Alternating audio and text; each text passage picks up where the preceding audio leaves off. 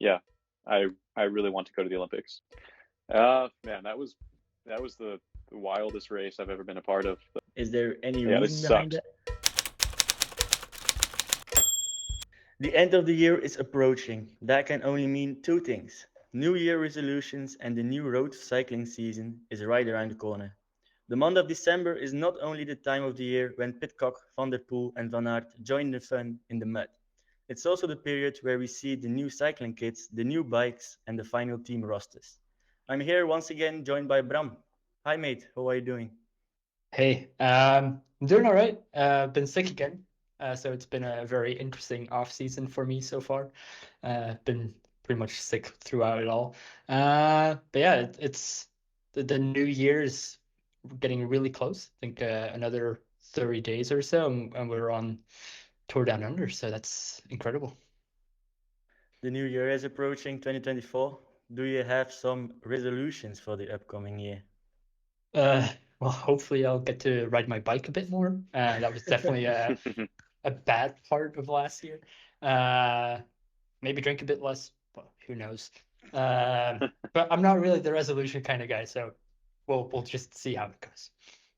We released on Twitter 2 weeks ago our big 2024 target. We're going to ride the Gran Fondo Marmot challenge. How is training going for that? Not so good as you've been sick two Yeah, I think times, I four already times. gave I already gave it away. It's not going that well, but I'm looking forward to it. It's going to be my fifth participation there. Yeah, and our guest has some experience with the Finnish place of the Marmot, the Alpe d'Huez. Let's play a little game. Bram, describe our guest for today's episode without telling his name. Oof, that's a difficult one. Um, Kind of has the looks of Steve Rogers a little bit, but unlike Captain America, uh, he's a well, like Captain America, he's kind of born or created on a military base. Could say that. And uh, he's on Netflix, unlike Captain America, so that's also important. And he's the only person in the last 5 seasons, besides Remco Evenepoel, who's been able to win Classica San Sebastian. So who is it? Eve, you can tell me. All right, we're going to give our listeners 5 seconds. Five, four, three, two, one. All right. Welcome, Neilson Powless. How are you? Thank you. Captain America here for a nice chat. I've got the spores, the sickness. There's the twins in my brain. Did you enjoy the off season so far? I did, yes. Welcomed my first daughter into the world, and that's been pretty busy. So big life changes there, but it's been very exciting. So I've been happy to, be back in America for a while, have some family support, and just time at home has been incredible. I noticed on your Instagram profile you participated in a gravel race, the Belvelo gravel series, if I recall correctly. Did you enjoy Yeah, that? I did. Yeah, I thought it was loads of fun. I did it on a mountain bike because I didn't have a gravel bike, but managed to sneak onto the podium, which was really cool. And yeah, it was just a pretty, it wasn't the biggest event in the world. It's pretty grassroots, but it was still so much fun. Like, just we finished at a brewery and just brought back some fresh sourdough bread for my wife from the farm that it finished at, and it was just a nice, really nice experience. So in 2024, it's time for the Unbound Gravel. Maybe, yeah. I need to talk to the team about that. I don't know if it's going to be this coming year, but in the near future, within the next 3 years, I think I'll probably be jumping into some of those events. Ooh, that's interesting. So as you already mentioned, your 2023 season ended at the beginning of September at the race in Montreal. 2 weeks later, your daughter Charlotte was born. How is she doing? She's doing great. She's growing like a weed, but she's gonna be a well-traveled baby next year. My wife took her on a little test run. She flew out to California from Texas for the weekend, and apparently she took it like a champ. She was just completely silent the whole flight, and yeah, hopefully that bodes well for the 15-hour journey back to France. You will be even stronger next season knowing you have an extra pair of eyes watching your performances, right? Oh yeah, it's a big motivation, definitely. You extended your contract with EF Education EasyPost till the end of 2027. That's quite a long extension. Did other teams reach out to you? Yeah, I was getting some interest from a few other teams, and when that started happening, I think EF they had already mentioned they were wanting to extend my contract, and they my relationship with the team has been just all positive over the last 4 years, and yeah, as soon as they offered me an extension, um, I was just super happy and yeah, really excited to continue my journey on this team. Besides your extension, the team brought in some interesting guys. Rui Costa, Sweeney, Archie Ryan, Rafferty, Rutkin Gray, Bilocchi, and so on. Did you meet them already at a training camp or not yet? Yep. I met all the new guys at the training camp. I just got back from Girona 2 days ago, so yeah, just kind of taking it all in. It was a busy week. We were there with the men and the women's team, so there were about 200 people, and about half of them were new to me. So it was yeah, I feel like the team has really yeah, it's really kind of taken on a new form this next year with trying to integrate the women's team to the men's team, and having so many new young riders coming in the team. Rui's not so young, but I think they needed to balance it out a little bit because yeah, it almost a few times it felt almost like a U23 team, but it's a good environment. Everyone's so excited, and we have just enough older guys in the team to kind of wrangle all the young kids together. You're kind of in the transition between the two. Like you're 27 right now. You're no longer part Yeah. of the young guys, but you're also not part of the oldest generation team either. So it must be interesting for you as well. Yeah, no, it's nice. It's nice. I mean, I got along with all the young guys really well. But yeah, in terms of like a professional sense, I think I will be taking on more of a shepherding role. Well, I'll be one of the leaders in the team, but in terms of just trying to teach the younger guys a little bit, because yeah, the faster they learn, the better it's going to be for everyone. A lot of new and young blood, but it will be the last year of Rigoberto Urán as well. He will retire after the Olympics. You were his teammate for a couple of years. Did you learn a lot from him? 100%, yeah. I mean, every time we've gone to the tour, um, I've gone to help him out. Last year was a different circumstance, but for my first three Tour de France races, competitions, I was going there to help him out, and he taught me a lot about how to be a great leader, and someone that people genuinely want to hurt themselves for. Will he get a role within the Education First team as a staff member, or you don't know yet? Oh, he joked about there's a new role that we've kind of developed into the team last year at the Tour de France. I don't know if every team is doing this, but we would always have one director in a hotel room at whatever hotel we were going to go to the next night, watching the live coverage of the race, so that they could always have like an overhead view of what was happening in the race. Because in the team cars, the TV coverage cuts out a lot, and it's sometimes hard to know what's happening. So we always had a director in a hotel room watching TV with the directors in the car on the phone, so that they could be relaying information if there was ever a disconnect. And Rigo last year was joking about how that would just be the perfect job for him. He could just go to whatever hotel he wanted to go to, just watch the tour every day, just like chat with the directors. Like, Sounds like so a dream job. if there's any job he would take, he would probably take the one that would let him post up in a 5-star hotel at a winery somewhere watching the tour on TV. But if it's not that job, I think he's got a pretty solid thing going with all of his side quests, if you will, with Yeah. Go Rigo Go, Giro de Rigo, Uranium bikes, like everything. Yeah. Before joining EF Education EasyPost, you were part of the Jumbo-Visma squad for a year, if I recall correctly, or two. Yeah, I don't 2 know. years. Back then, they were building a top-tier team. Did you feel back then that they would be as strong as they are right now? Yeah, I mean, Primoz was in the team, Groenewegen was in the team. There were a lot of strong riders in the team, and the second year I was with the team, I was helping Primoz when he won the Vuelta, and I could already you could already tell that team was going to be powerhouse. Wout van Aert was in the team. We had a lot of super strong guys, and you could see the direction the team was moving. But yeah, with that comes limited chances for riders like me, and I wouldn't have had the success that I've had at this point without the freedom that EF has given me.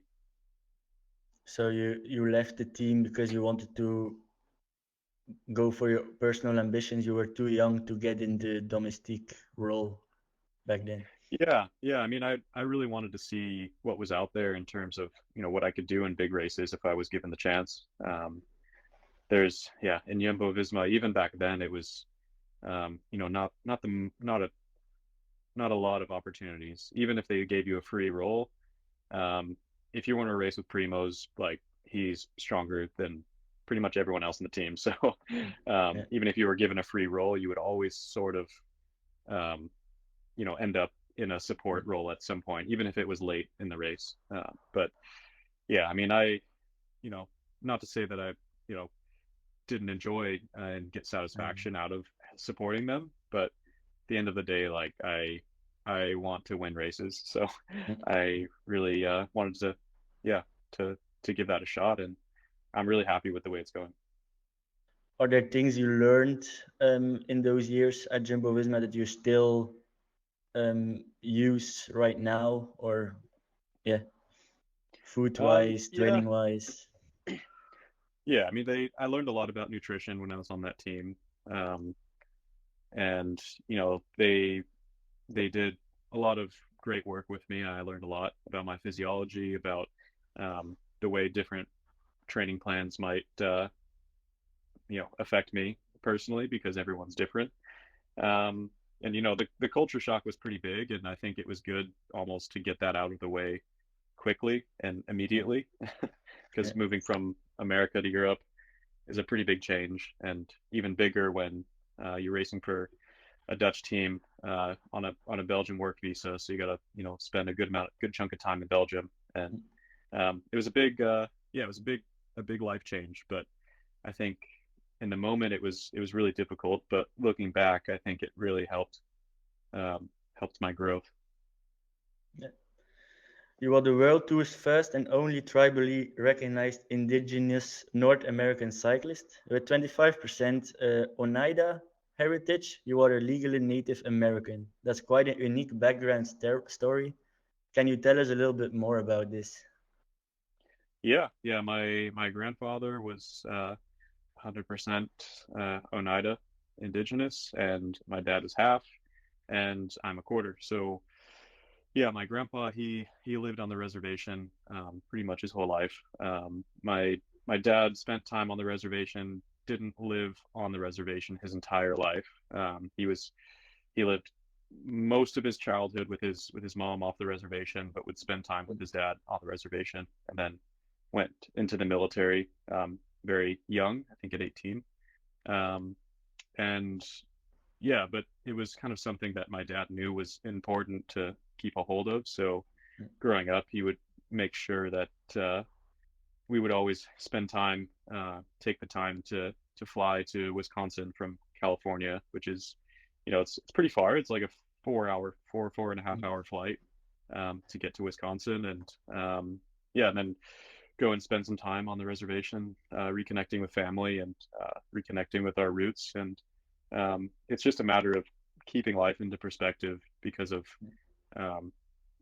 knowing where your family comes from shapes the person you are. And I think that my dad saw a lot of value in making sure we understood where we had come from, and that it gives me a lot of grounding throughout my life. And how exactly did you get into cycling? Both of my parents actually met racing triathlons. And so growing up as a family, my sister, myself, both of my parents, just about every day um, we would go and kind of work out, I guess, as a family. I mean, I call it working out, but to me, it just felt like it was playing. Yeah, Like I just liked to swim, I liked to ride my bike, and I liked to run. So um, that's just what we liked to do, and we did it as a family. And um, yeah, I was racing triathlons as long as I could remember. I don't even remember my first triathlon. I was like 3 years old or something.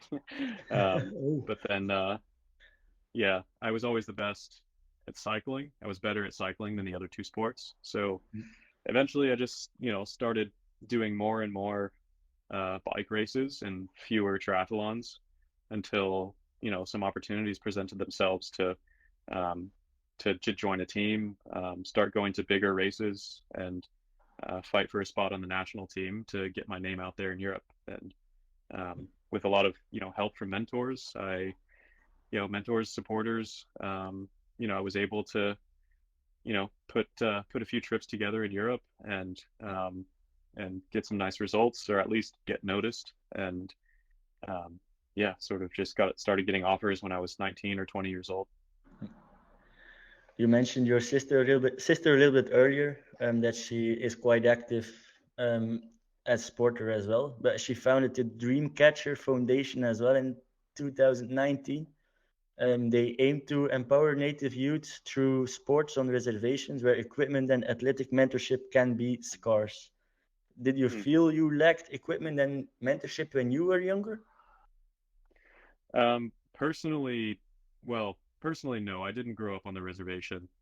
And luckily, I was in a community where, a lot of people were really, yeah, really great at supporting young, talented athletes, or just young kids who wanted to participate in sport. And I had a lot of fundraisers, bake sales, so that I could get enough money to take a trip to a race. And it was a full community effort to be able to race my bike. And um, yeah, my local bike shops, family members, everybody was doing lots of fundraisers Yeah. to try and get a ticket to a flight to Europe, because those were pretty expensive for my family back then.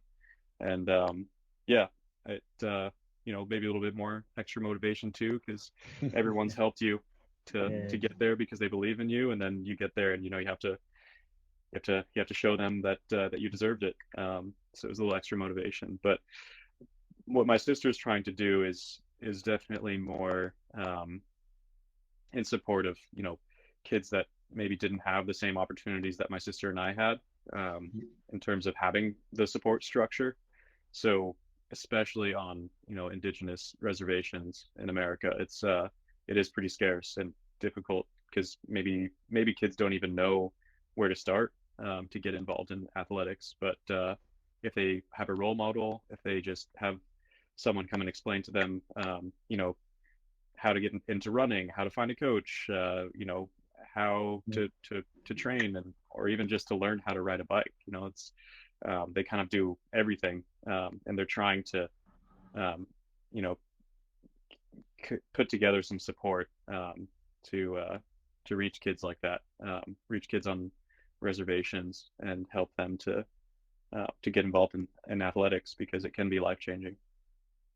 Besides the sport thing, they also raise awareness of the largely unreported epidemic of missing and murdered Native women and girls, who make up 40% of America's sex trafficking victims. How do you personally try to support this foundation in general? Mm. Yeah, so my sister and Ely, her fiance Ely, have been doing an incredible job getting their message out there. Her my sister's fiance Ely, the co-founder, he is a professional American football player, so his influence is pretty wide, pretty large. And he was able to get a spot on the NFL Network to advertise their their mission, and they created an incredible short film that you can see, that you can find on their website, on the Dreamcatcher Foundation website, just explaining what the goal and what the mission of this organization is. And at the moment, I don't have a serious hands-on role with the foundation because this year was an exception, but most years I'm out of the country for 10 months of the year, which makes it difficult to have a hands-on role in their foundation. But at the time, I'm an ambassador, spokesman. I try to help them with getting the message out when they need it, and maybe advertising a camp that they would be hosting. They hosted a camp in Canada a couple years ago. It was actually a football camp, and Ely was out there, and that was just an incredible resource to have a pro NFL football player at a camp like that. And in the future, I would like to have more of a hands-on role, but at the moment, sort of the best thing I can do is help to communicate their mission. Does the fact that you grew up as a Native American still influence your life as a cyclist? Except going the yearly trip, etc. Does it influence you otherwise? I would just say it gives me a sense of who I am, and the roots of where I came from, and makes me proud and motivated to do my very best. I think motivation doesn't come from a single place for me. It comes from a lot of different places. So I would say my family is a massive motivation for me, being able to support them and show them that I appreciate all the sacrifices they make for me. And another is my Native American background, just being a good representation for young athletes who might just need a role model or someone to look up to get the courage or the strength to go after a goal or a dream of theirs. And another big motivation is just my faith as well. I grew up in a Christian home, and my family and I keep that very, very close to heart. And just being a good representation of our faith is a big deal for me too. I think it's a beautiful story, and just to be that ambassador, I think it's lovely. 2023 was a big year for American cycling. What will be the legacy of Sepp Kuss' Vuelta victory? Oh, determination,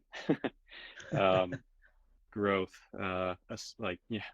Sepp, like emerging from the ashes like a phoenix, like just turning into a an A-lister cyclist. It's pretty incredible. Like he had Jonas Vingegaard and Primož Roglič there, and he was able to keep a handle on the leadership, which is just incredible to do that by itself, much less win the whole thing.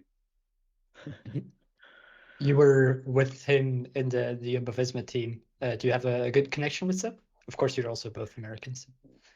Yeah, I do.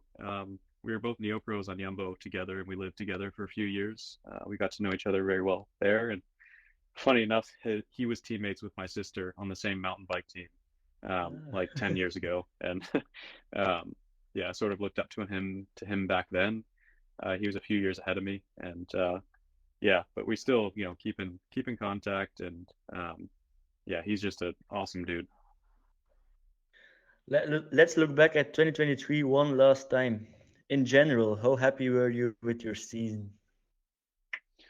I was very happy. I think I learned a lot about myself in the spring, in terms of the classics, and that really motivated me to set that as a more serious goal this year.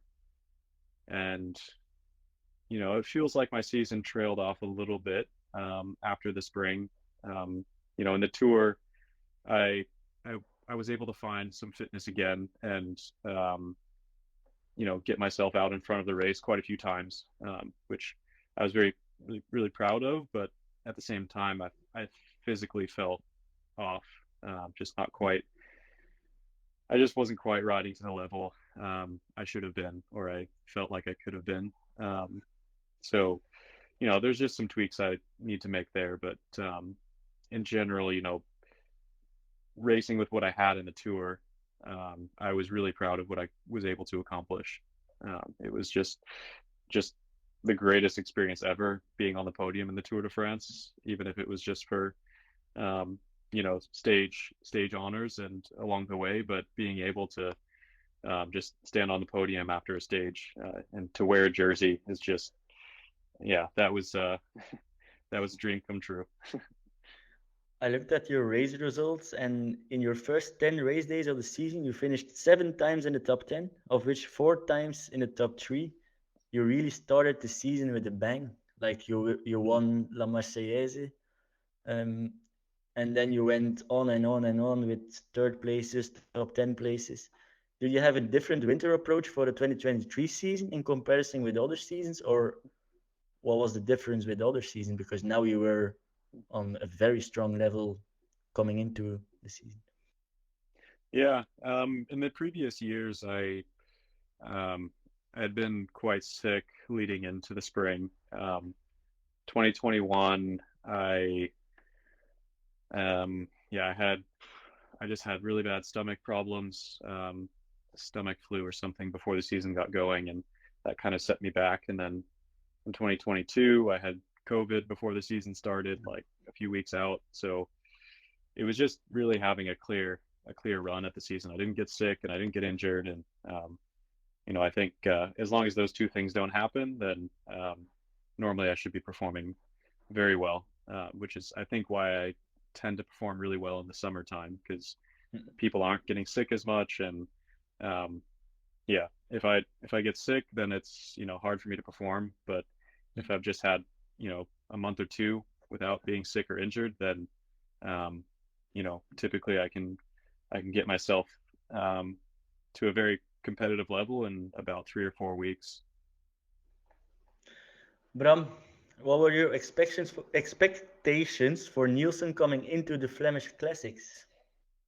I didn't really have many of them. Of course, this season start was really amazing. I was doing the Domestique live on La Marseillaise, and just it was riding super impressive there, and of course in Bessèges as well. But the previous years, well, he hadn't done the classic, so like a GC talent coming to do the classics, it's always interesting. But without expectation for me, but with the 7th place in Milan-San Remo already, you could tell, like, okay, this guy's also pretty good at the one-day races, at the big monuments. It was really the first time that got onto my radar. I didn't really have much expectations, but they were largely fulfilled. Like, he has an amazing classic season. Absolutely amazing. Yeah. Neilson, I'm going to ask you the same question. What did you expect going into the Cobbled Classics?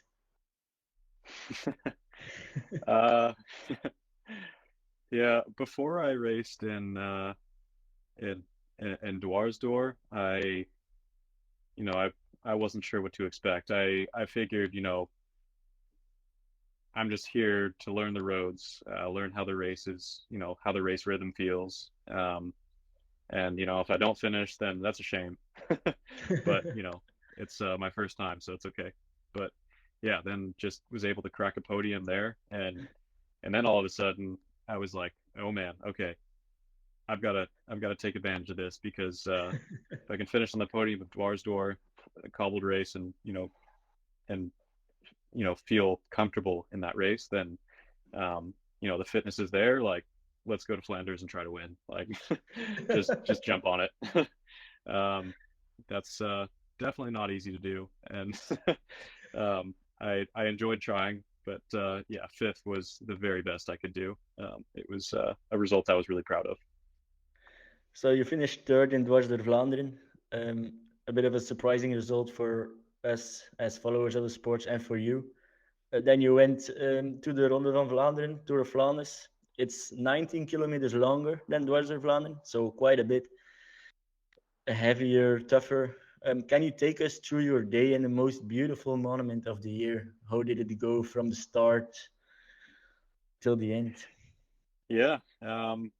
Well, I think I still had a very relaxed feel because the team was just so excited that I finished on the podium of Dwarsdoor, and I think I surprised some people. But there was still no real pressure, so I was able to just fully enjoy the experience. My wife was there with a lot of our friends, and we were, we were kind of laughing because so Tige Benut's brother lives in Nice. He dances for the ballet in Monaco, Ballet de Yeah. Monte Carlo. So we've gotten to know him really well, actually. My wife is a ballet dancer, so they've developed a really great relationship, and she's been able to meet a lot of ballet dancers there. But he actually came down to watch the Ronde van Vlaanderen and was with Francis, my wife, and a few of the other friends from Nice, and um, he was having a hard time even talking to Tige because Tige was so focused on the race. But I just like walked out of the bus in my sweatsuit, brought them some VIP passes, brought them inside the team area, and they brought me some pastries, and I was just eating a cardamom bun before the race, just chatting with them. And meanwhile, like, Yacht, Tige's brother, was just like, I haven't even seen my brother yet. Like, he won't even come out yet. And I was just like sitting on the hood of a car, just like and taking it all in, just having a good time with some family and friends. And yeah, some people would say that's too relaxed, or need to be focused on the race. But at the end of the day, I think that's what made me so good in the race, is that I was relaxed, and ended up, I saved all of my focus until I absolutely needed it. And as soon as I needed it, I had plenty to give, so it just worked. If I recall correctly, you were in that big front group that took off, and then was there a moment you thought this group will go to the finish? Yep. As soon as Trenton, I think he was the one that ended up actually pulling the group away. As soon as he sort of made his move over the top of which climb did we go over? Really narrow cobblestone climb, rough cobbles off the big road. Monument? Can be more Say it than that, again? but Yeah, Monument? I think that was the one. Yeah, that was the one. It was quite far from the finish, but I think a group of, I don't know how big it was, maybe 15, 20. yeah, I mean, it was yeah. big. And everyone just started rotating. It was incredible.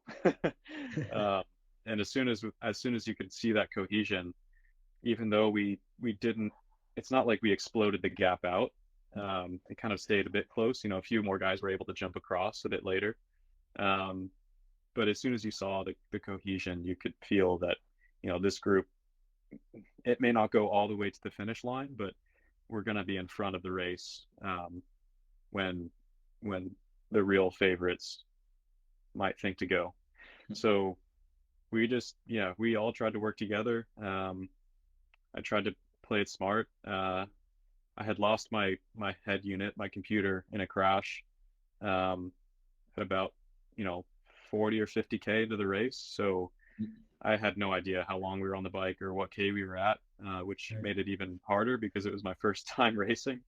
And I was kind of relying on that to know when to position myself for the cobble sectors. And luckily, I had a great director in my ear, Andreas Clear, and he was just telling me, like 2K from now, this cobblestone climb is coming, or like 2K from now, be in position. And like, I just completely relied on that. I just did not move until he said to move. And maybe that was the best way to do it, because, if I had my information, all the information in front of me, there's a pretty good chance that maybe I would have gotten nervous and moved up too soon, or started maybe attacked too early, or maybe waited too long. But I just 100% relied on the moment he told me to go, and the moment he told me I needed to move or follow, or or get the group motivated.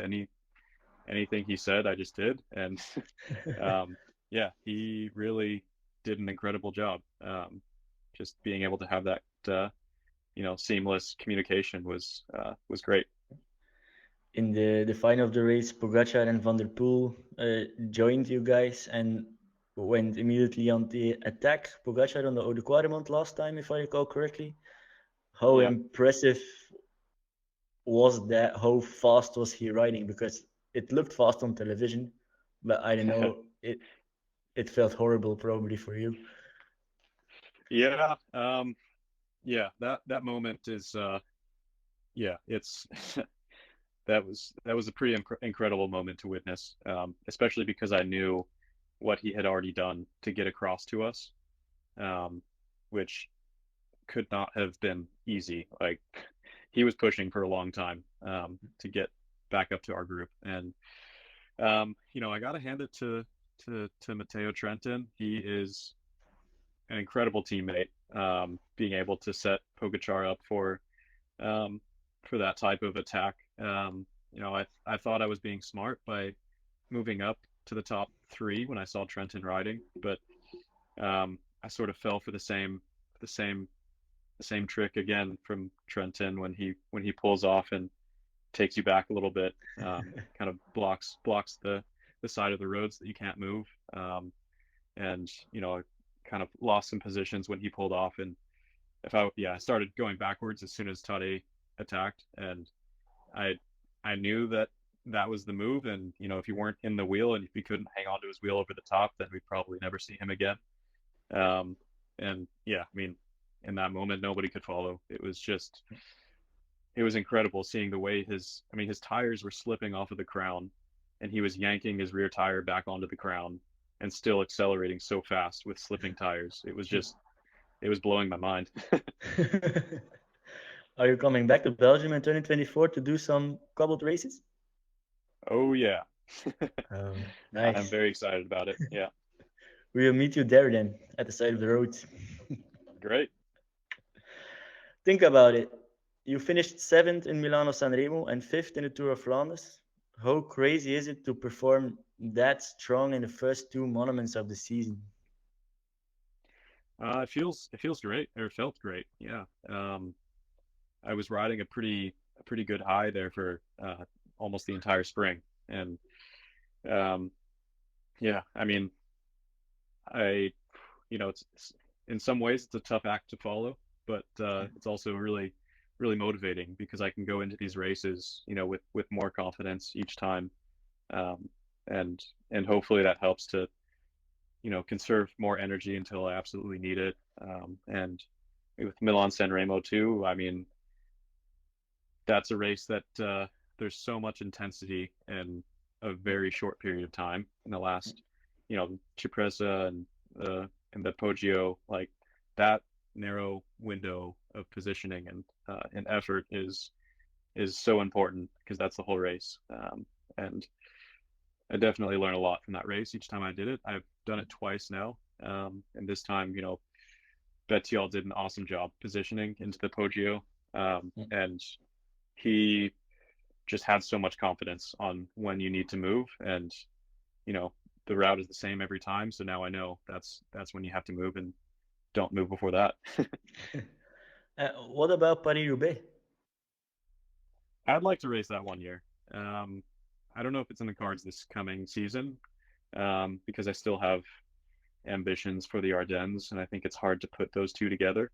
I mean, you can do it, and a lot of riders have, but I think I'd like to have a clean run in the Ardennes before I take a stab at Roubaix. Yeah, your Flemish Classics were very strong. The Ardennes Classics in 2023 were a bit dramatic, if I can say so. Is there any reason behind that? Yeah, I got a bit sick after Flanders. So it kind of goes back to I tend to race really well as long as I've been healthy, but once I get sick, I fall off a bit for a little while, for a few weeks normally. I was still really motivated because even when I got back on the bike after Flanders, I took a few days off, 3, 4 days off because I was a bit sick and tried to kick it. But when I got back on the bike, I was still producing good power, Yep. but I just didn't feel like I had a lot of energy in me. Um, so the smart thing to do would have been probably to skip Amstel, but I was just still so motivated um, from an incredible spring that I thought maybe I'm still just good enough even if I don't feel 100%. But the level's just too high. I started making mistakes. I started crashing. I started getting mechanicals. It's not like I was getting dropped at difficult moments. It was just that I was just making too many mistakes, and that's kind of what tends to happen as you get tired. After the Ardennes, it was time for the Tour de France. You took a break. It was your fourth participation in La Grande Boucle. You mentioned on Instagram it was probably the most exciting one. How entertaining was the battle for the polka dot jersey? Man, that was the wildest race I've ever been a part of. Like the race for the polka dot jersey is just that's crazy. Like it was a completely new race to me. It was really exciting, but yeah, man, Ciccone was just he was just a fox out there. He was smart and his team was committed and definitely taught me a few lessons. But yeah, hopefully for the better next time. So you weren't able to grab the final polka dot jersey in Paris, but you wore it for 13 days or 12. Yeah. Were you happy with your 3 weeks Yeah. in France in general? I was, there were a lot of things I was disappointed about, but the take home feelings were, yeah, more happy than sad. Yeah. It was an incredible experience, and I was just getting so much love from the States, from my friends and family, and from so many people I don't even know, but they were, a lot of people watched the tour, so it was, I'm sure, yeah, I guess it was exciting and it was cool to be front and center for a lot of it. I think maybe when the GC battle got a little bit boring, the polka dot jersey battle was always going. So Yeah, that's true. That's true. something else to look at as well. So yeah, it was exciting. Is that KOM jersey something you will aim for in the next few years? It will be, yeah. I don't know. I don't know if it'll be this next year, but within the next 3 years, I would love to have the polka dot jersey in Paris. Like in 2022, you came close to a top 10 in the final GC, and if I recall correctly, you were trying to get that top 10. In 2023, you went for the polka dot jersey. You enjoyed the fight for the KOM jersey more, as I hear right now. Yeah, it was more enjoyable, I would say. Fighting for 10th place in the tour is like, oh man, that's a crusade. It's like, yeah, you're just chopping wood out there.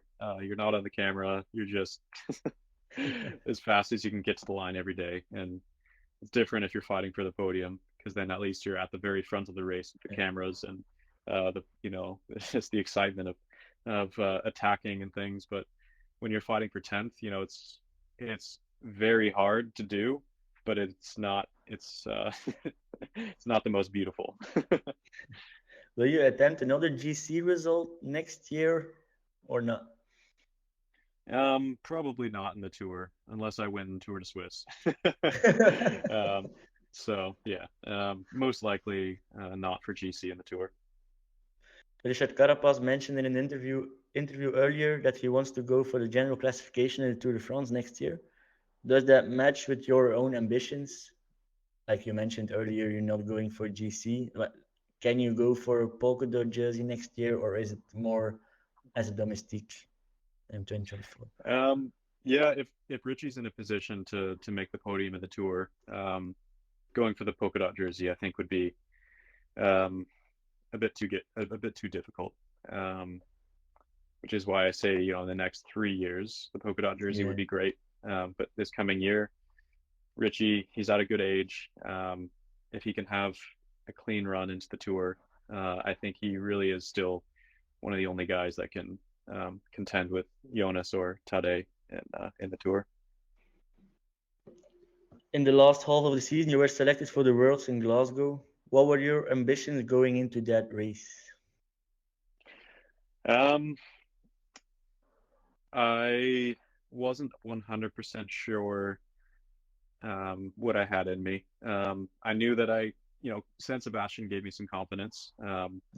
I didn't ride my bike too much before San Sebastian, just enough to turn my legs over. But I was pleasantly surprised. Was able to finish fourth in that race, so I knew I had pretty good fitness. And USA were backing me as the leader, so I just had a lot of support from the team, which was great, and it motivated me to do everything that I could to race for the final and to not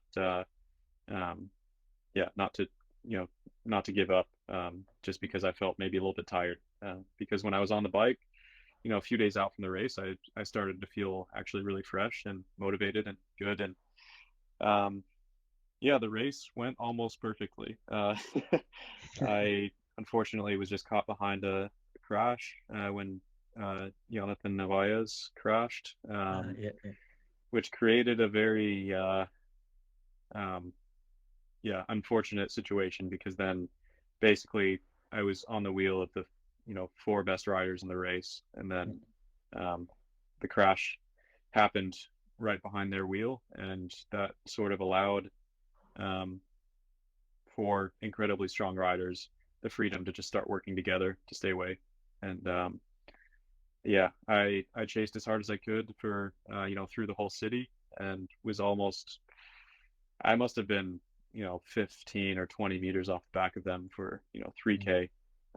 But Tej saw the opportunity, and was able to pull that group clear out of the city, and then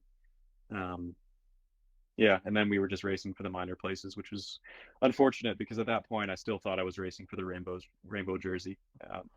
I think in hindsight, Van der Poel was untouchable. So even if I stayed on that wheel, there's a good chance that I would have been dropped, a lap or two later. But the dream of the podium was still alive until that crash, which is unfortunate. How tough was that race? We saw Pogacar at the finish. Suffering. He was fading even, or he wasn't good.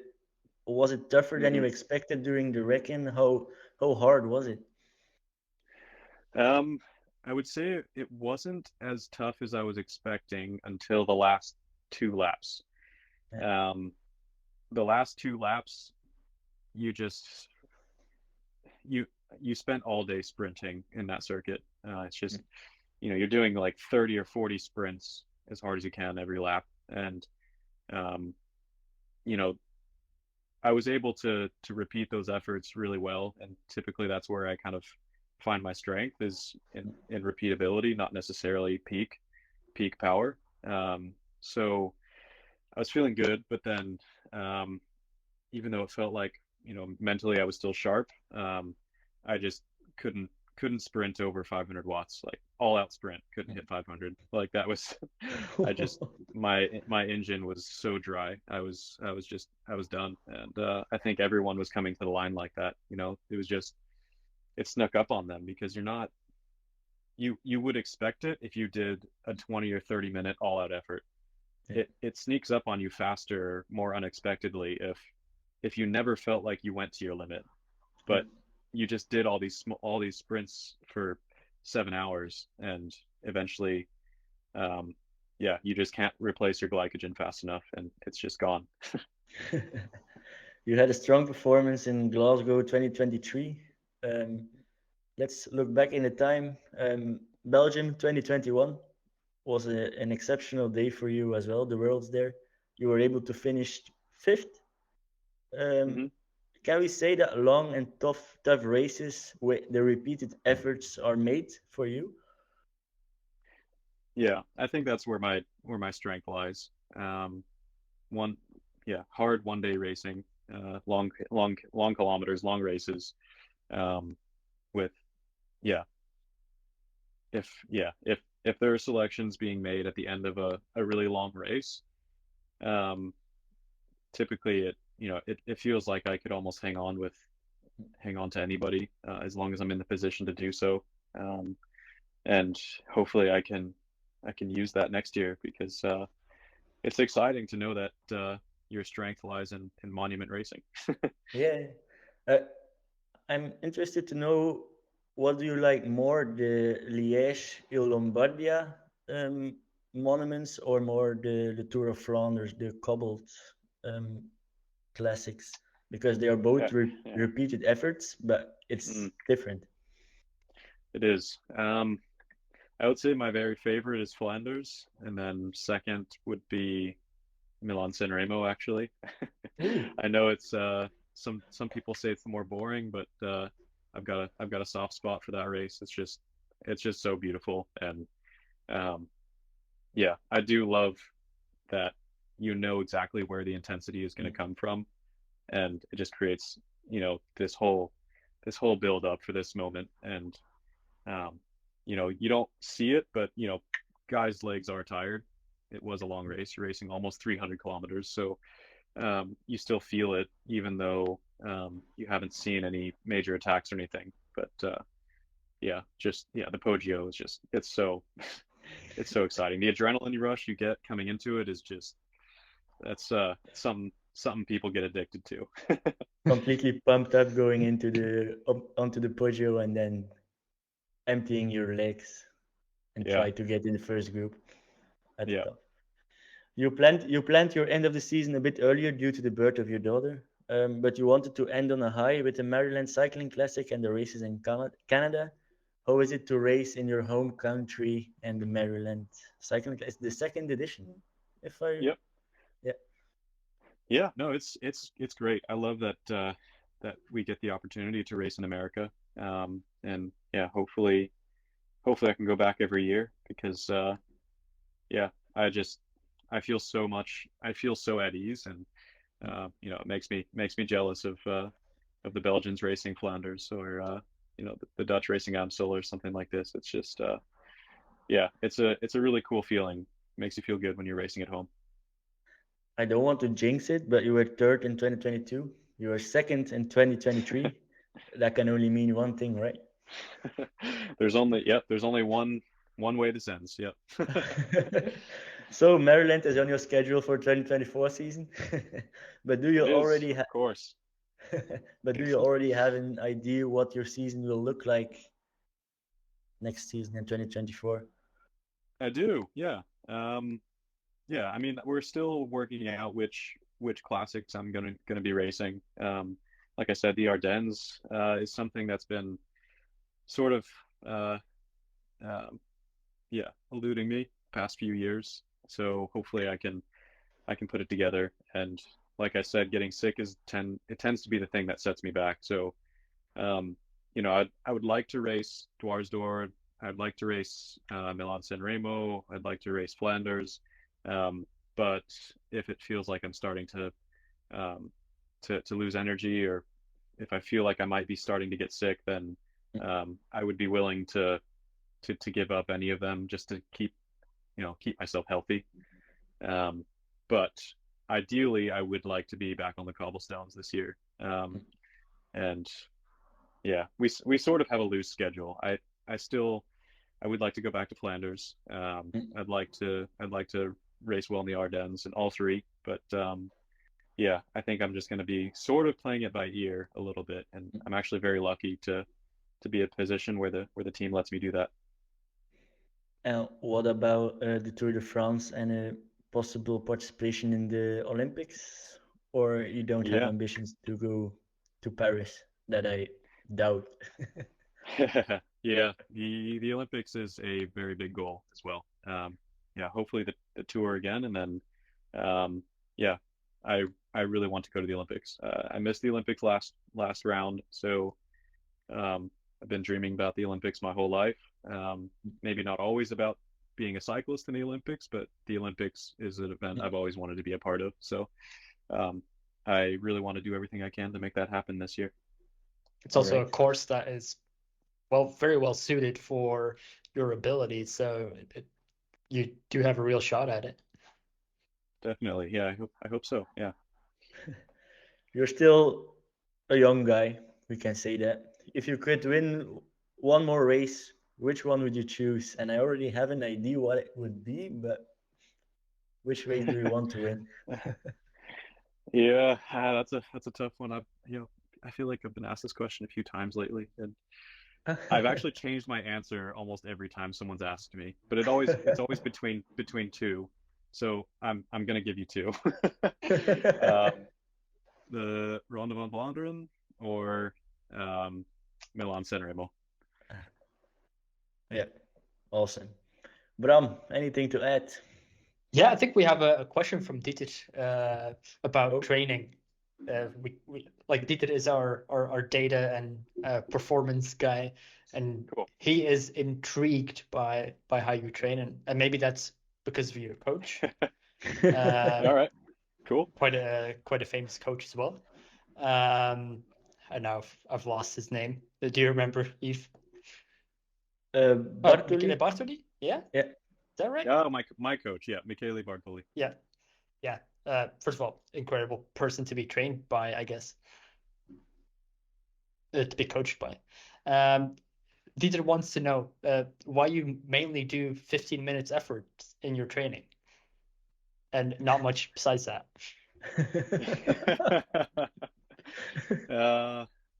I'm a creature of habit, and it's just worked for me. So yeah, it's easy to track improvement with it. I think that it's an effort that doesn't burn me out. But if you do enough of them throughout the day, you still get the endurance benefit of being, training repeatability.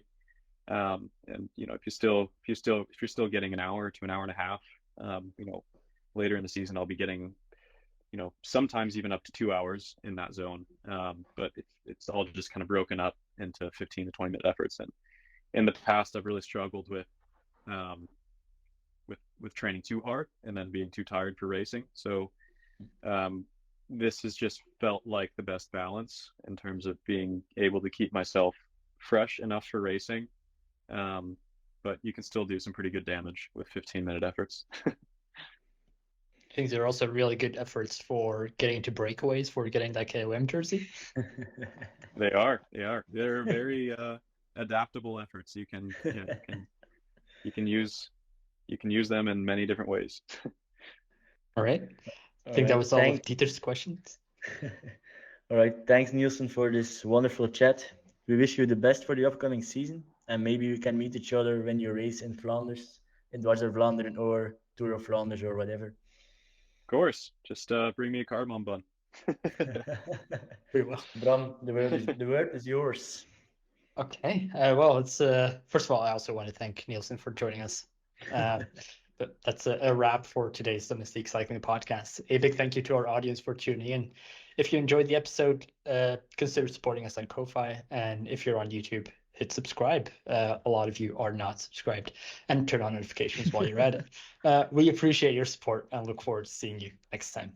Bye-bye. Bye.